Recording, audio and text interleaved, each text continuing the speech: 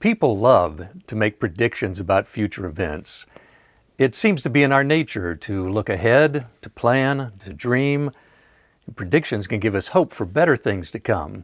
It can give us purpose to have something to aim for. Predictions can also be used to change behavior. Could be a better job, a future spouse, traveling to some exotic location. How about weather forecasting, predicting the movement of the stock market or the coming of a recession?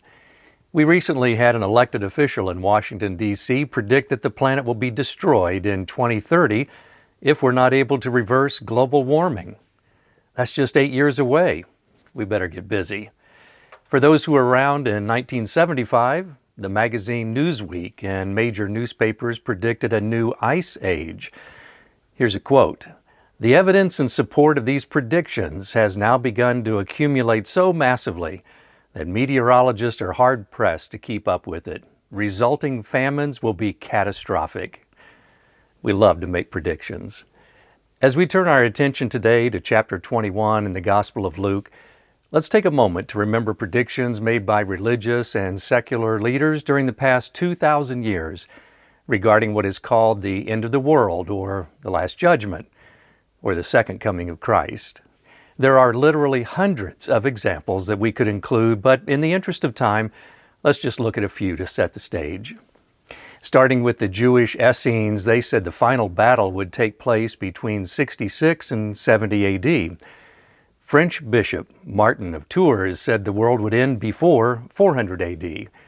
Christian historian Sextus Julius Africanus first predicted Jesus would return in 500 A.D. based on the dimensions of Noah's Ark. He later changed that to 800 A.D. Pope Sylvester II said Jesus would return in 1000 A.D. Not to be outdone, Pope Innocent III said the world would end in 1284. The famous painter Botticelli said Jesus Christ would return in 1500, and he even memorialized the event in his painting, The Mystical Nativity. Martin Luther got in on the act by predicting the end of the world by 1600 A.D. Christopher Columbus said 1656, and then reconsidered to 1658.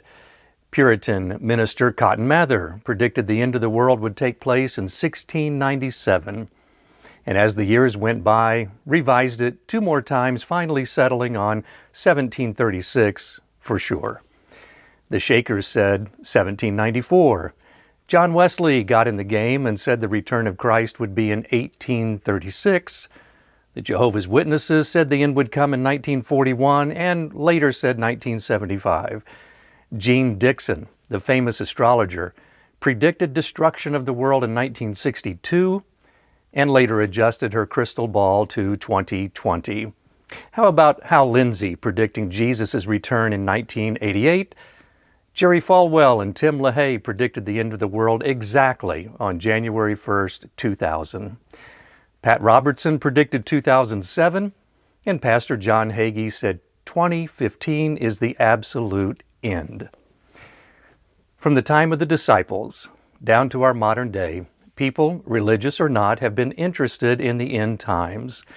So in this modern era, are we faithful to what Jesus taught about His own return? What exactly did He say about it? Well, Luke answers those questions in chapter 21. First, let's look at the setting. We are in Jerusalem during the Passover. It will be the last week in Jesus' life on earth. After arriving in Jerusalem from Jericho, we've been with Him in the temple on Sunday and Monday and Tuesday. Jumping to the end of chapter 21, starting with verse 37, Luke tells us how Jesus has been spending His time in the city. Here's what he says. Each day, Jesus was teaching at the temple, and each evening He went out to spend the night on the hill called the Mount of Olives, and all the people came early in the morning to hear Him at the temple. Crowds pressing all around, listening to Jesus teach and preach in the court of the great temple for hours each day. As the sun begins to set, He and His disciples leave the city. They walk about 2 miles east of Jerusalem, outside the city gates, to the hill covered in groves of olive trees. After sleeping under the stars or possibly under a tent, They walk back toward Jerusalem as the sun begins to rise, arriving as the city gates open, and they resume their place in the temple.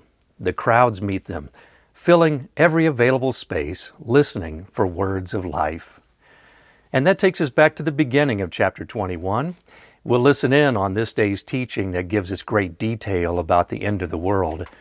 In chapter 13 of Mark's Gospel, we pick up some additional information from this discussion of the end times while they were packing up at the end of a long day. As Jesus and the disciples were leaving Jerusalem, they marveled over the beauty of the temple and the surrounding buildings. This conversation continued for the next few minutes as they walked back to the Mount of Olives. Settling in for the evening, Peter, James, John, and Andrew pressed Jesus for more information on the future destruction of the temple. Well, now let's return to Luke's Gospel to see how Jesus answered their questions. The sun is setting. The disciples are likely looking across the valley toward the city. The Temple Mount is before them, and Jerusalem is spread out all around the temple. The conversation begins this way in verse 5. Some of his disciples were remarking about how the temple was adorned with beautiful stones and with gifts dedicated to God. But Jesus said, "As for what you see here, the time will come when not one stone will be left on another. Every one of them will be thrown down." There would have been nothing strange about this observation of the temple and its beauty. A temple to God stood on that hill for almost 1,000 years and was the center of the Jewish nation and its faith. The first temple was built by Solomon. It was destroyed by the Babylonians in 587 BC and then rebuilt about 70 years later. 500 years pass, and Herod the Great started reconstruction of the temple around 20 BC. It was still under construction and expansion for years after Jesus and the disciples had this conversation. This was a massive structure, more beautiful than the original temple built by Solomon. It must have been breathtaking to see. Historians say the stones that made up the wall of the temple were massive, some weighing as much as 50,000 pounds. Their white exterior radiated in the sunlight. Many of the stones were covered in gold. Truly a magnificent sight to behold. So what is Jesus talking about that someone could knock these stones down? It's taken decades to lift them all in place. The temple destroyed, Jerusalem destroyed. It's no surprise that the disciples fired off one question after another about this amazing statement. Well, here's verse 7. "Teacher," they asked, "when will these things happen? And what will be the sign that they are about to take place?" Jesus doesn't hold back. Here's what he says about the fall of Jerusalem in verse 20. "When you see Jerusalem being surrounded by armies, you will know that its desolation is near. Then let those who are in Judea flee to the mountains. Let those in the city get out, and let those in the country not enter the city, for this is the time of punishment in fulfillment of all that has been written. How dreadful will it be in those days for pregnant women and nursing mothers! There will be great distress in the land and wrath against this people. They will fall by the sword and will be taken as prisoners to all the nations. Jerusalem will be trampled on by the Gentiles until the times of the Gentiles are fulfilled." One moment, they are relaxing at the end of a busy day, enjoying the company of dear friends. The next moment, they're told the beautiful temple they're looking at will not stand. What was going through their minds after hearing this prediction? Did it come true? Yes, it did. 40 years later, Jerusalem was surrounded by Roman armies, and the temple and city were leveled. Hundreds of thousands of people were killed, and tens of thousands were taken prisoner, just as Jesus predicted. He had given the disciples a preview of this destruction in Luke chapters 13 and 19. But here in chapter 21, Jesus describes the scene with graphic details about this time of punishment that will be fulfilled because of the Israelites' disobedience toward God. This also lays the groundwork to turn the attention of the disciples away from the ruins of a temple made of stone toward the living temple of Jesus Christ, who is the cornerstone. And with Jerusalem destroyed, we now face an even larger narrative of the end of the world. all of it saying that the disciples in the first century and we in the 21st century need to be ready for what is coming, which is God's judgment of the whole world.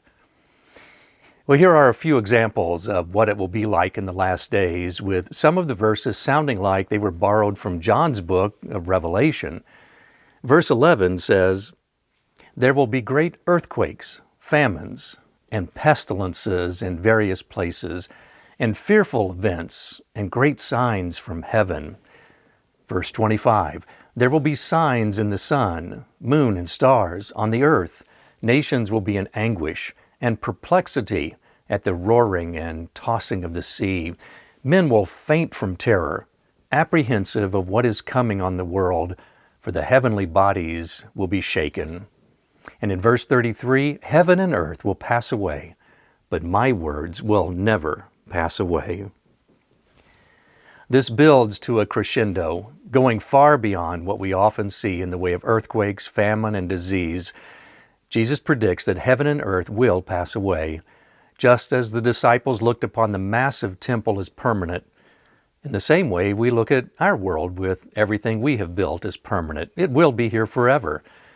That's not what Jesus said. If you want to know what the end of the world will look like, we see it spelled out in this chapter, and it will be terrifying. Thankfully, Jesus doesn't leave us there fainting with no hope or way of escape. He says the end of this world as we know it is just the beginning of a new world. And here it is in verse 27. "At that time, they will see the Son of Man coming in a cloud with power and great glory. And when these things begin to take place, stand up and lift up your heads, because your redemption is drawing near." The entire course of human history will come to an end and a new chapter will open. The nations of the earth will no longer be considered great and powerful. Instead, power and glory will belong to the Son of Man, Jesus Christ. We learn that the most important thing about the end of the world is not destruction or death or the Antichrist or war or the rapture. Rather, the most important thing is the return of Christ who will redeem us. At that moment, we will finally be free from sin. That's what the end of the world looks like. Well, let's not forget that Luke was a Gentile. He had a unique perspective as a New Testament writer. He loved the Jewish people and he loved the Gentiles or non-Jewish people. He had a broad view of the whole world. He wanted everyone, Jew and Gentile, to know about Jesus Christ and His return. In verse 35, he records Jesus saying this, "For it will come upon all those who live on the face of the whole earth." He's not just thinking, as the disciples were doing, about the Temple Mount, the city of Jerusalem, the nation of Israel. Luke wants everyone to read these words that Jesus will return and it will affect everyone on the face of the whole earth. No one will remain untouched. Luke wants the words to go out in advance so that everyone has an opportunity to stand up and prepare to be redeemed. The disciples also asked about a sign that would let them know the destruction is about to take place. Jesus answered that question in verse 8. He replied, "Watch out that you are not deceived. For many will come in my name, claiming, 'I am He,' and the time is near. Do not follow them." Jesus says one of the signs before the end is deception. There will be false teachers, including those making predictions about the date when the world will end.